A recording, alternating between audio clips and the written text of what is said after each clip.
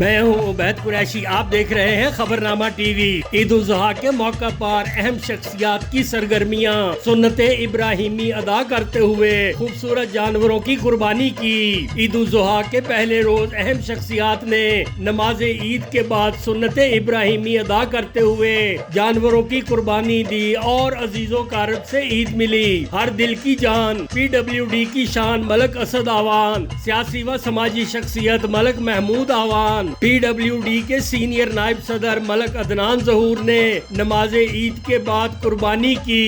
इस मौका पर अजीजों कारब को ईद की मुबारकबाद देते हुए गले मिले।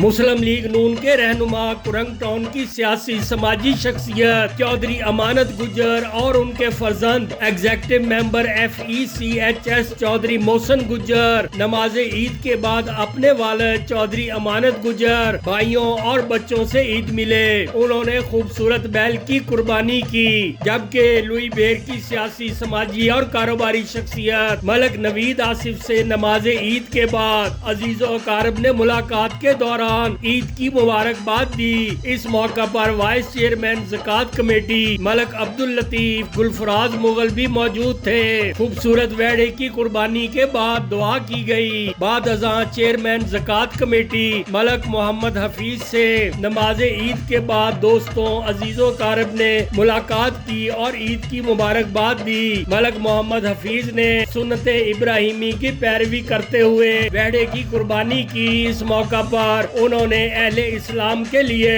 खसूसी पैगाम भी दिया। अस्सलाम वालेकुम, मैं मलक मोहम्मद हफीज़, चेयरमैन ज़कात कमेटी लोई बेर इस्लामाबाद। मेरी तरफ से तमाम अहले इस्लाम को ईद मुबारक। मारूफ सियासी समाजी शख्सियत मलक वाजिद एडवोकेट ने अपनी रिहाइश गाह पर कुर्बानी की।